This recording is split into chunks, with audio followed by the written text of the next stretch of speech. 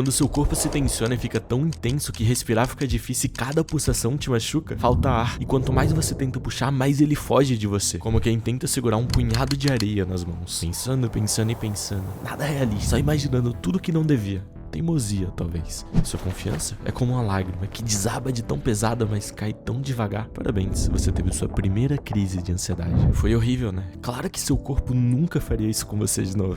Coitada de você. É só o começo. Depois da primeira, você não para. Isso acontece porque seu corpo acha que tá te protegendo. E de fato ele tá. Tipo aquela história onde a febre aumenta tanto que você não sabe se quem vai morrer é o vírus ou você. Porque a ansiedade é uma reação natural. Ela vem pra te proteger do perigo iminente que você mesmo criou. E agora, você pode ter uma crise de ansiedade só de pensar em ter uma crise de ansiedade. A vida é incrível, né? Lidar com isso não é nada fácil, mas entendendo todo o problema, suas chances serão bem maiores. Eu posso te ajudar com isso, mas em troca, você deixa um gostei aqui embaixo, fechou? Vamos lá, saindo dessa anomalia e tentando entender de fato o que acontece com você, imagine que você tem um copo de plástico e foi beber água. Esse copo caiu, quicou, fez tanto barulho que você escutou lá de longe o famoso quebra, não é você que paga? Você não serve pra nada, você... Não quero completar isso, mas você entendeu. E pra finalizar, você apanha. Tudo isso por um copo de plástico que nem quebrou. Agora, imagine que você saiu com sua mãe pra algum lugarzinho e pediu um refrigerante, mas ele veio num copo de vidro. Você tá de pé, com um copo na mão, perfeitamente encaixado como sempre foi. Mas você começa a pensar, e se eu deixar cair? E se eu escorregar? E se alguém esbarrar em mim? E se eu me assustar? Se esse copo de vidro cair no chão, o que minha mãe vai falar? Eu vou apanhar? Sua mão começa a tremer, seus pensamentos acelerados começam a acelerar teu corpo também. Sua respiração fica mais rápida e você começa a liberar adrenalina. Você começa a ter uma crise de ansiedade por causa de um copo de refrigerante. E o pior, quanto mais tempo você fica nesse estado, mais chances de você derrubar o copo. Mais medo, mais perigo, mais adrenalina. É um ciclo. Seu corpo quer te proteger do perigo que você mesmo criou. E eu não falo isso em tom de acusação ou querendo te culpar, mas como explicação mesmo. Se tá chovendo e eu saio na rua, eu sei que eu vou me molhar. Se eu tô com fome e penso em bolo de chocolate, eu sei que eu vou salivar. Se eu tô com vontade de ir no banheiro e penso numa cachoeira, bom,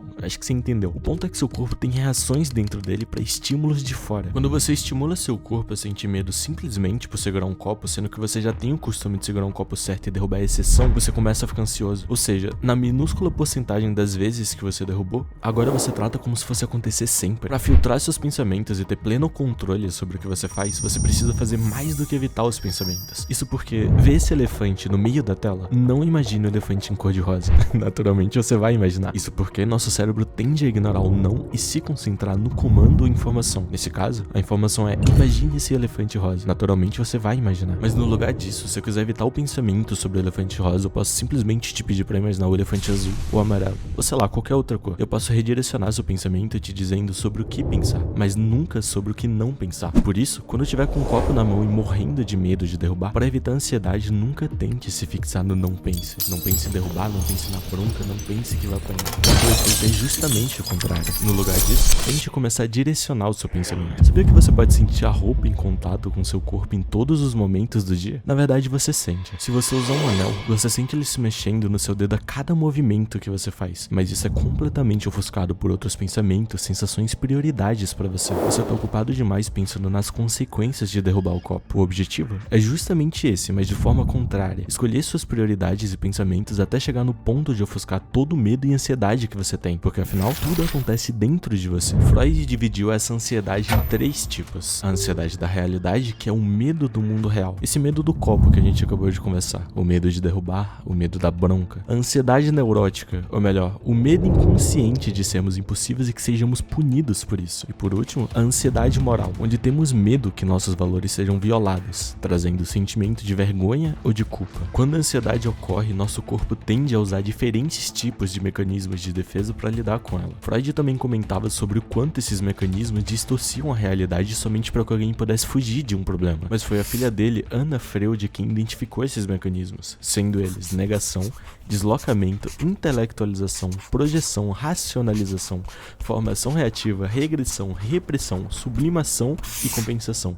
Muita coisa, mas vamos por partes. A negação é autoexplicativa. Acontece quando a gente tenta se convencer que alguma coisa não aconteceu. quando negamos a realidade. Deslocamento acontece quando transferimos os sentimentos negativos para alguma coisa ou alguém mais frágil, como quando um homem recebe uma advertência no trabalho e agride a própria mulher, ou uma criança que perturba o irmão porque foi proibida de sair. Na intelectualização, as pessoas mudam a perspectiva. Eles tentam se concentrar na parte lógica e racional. Em outras palavras, apagar a parte emocional simplesmente não dando espaço para ela. Como quando as pessoas sentem luto e se ocupam tanto decidindo coisas sobre o funeral que não dão espaço para o sentimento. Projeção é a transferência de si, ver a personalidade ou sentimentos que as pessoas não aceitam em si em outra pessoa. Então, elas julgam e condenam com base em fatores que não existem, um ato puro de egoísmo. Na racionalização, as pessoas tentam criar explicações para tentar justificar o inaceitável. O aluno que não consegue a nota alta que tanto estudou para alcançar, alega que a prova estava muito difícil e que as questões estavam confusas. Acontece a mesma coisa quando tentam explicar suas inseguranças e medos. Elas buscam somente uma razão, uma justificativa para continuarem apegadas. Normalmente, essas justificativas são sempre externalizadas, culpam outra pessoa. E sem assumir a culpa pelos próprios defeitos, essas pessoas se tornam incapazes de evoluir, principalmente seu controle emocional. A formação reativa é quando expressamos o sentimento oposto para tentar equilibrar, como alguém extremamente triste que começa a expressar felicidade ou alguém que fala muito decidindo ficar completamente calado. Quem se protege desse jeito se protege de forma inconsciente, então ele passa a imagem de hipócrita para os outros. A regressão fala sobre a infantilidade, quando para fugir de um problema as pessoas voltam para o seu conforto e comportamentos ou hábitos aprendidos durante sua infância. Chorar, comer, reclamar, fazer birra, fugir da própria ansiedade. A repressão é literalmente a tentativa de apagar a memória, que nunca é de fato apagada, uma vez que ela sai do consciente e se prende no inconsciente, mas continua afetando os comportamentos e pensamentos, como uma criança que esquece de um abuso ou um adulto que se esquece de eventos traumáticos para proteger sua própria sanidade. Na sublimação, deixamos fluir todos os sentimentos negativos de forma positiva. Praticamos boxe para amenizar a raiva, cantamos para amenizar a tristeza ou a dor, ou quando escrevemos para aliviar a saudade. Freud acreditava que esse mecanismo de defesa é um sinal de maturidade emocional, além de permitir que as pessoas coexistam de maneira adequada. E por fim,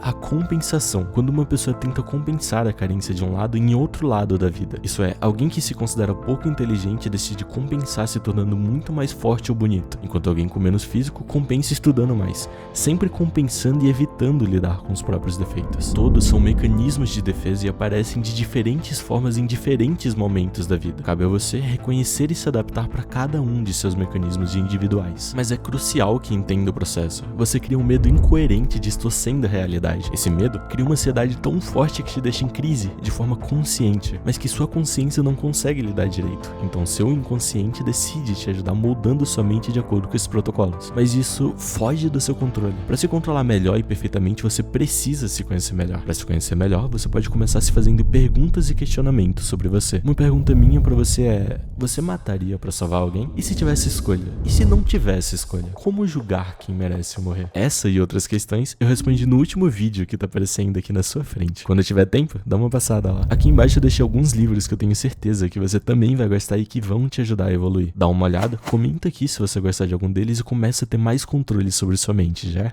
Valeu!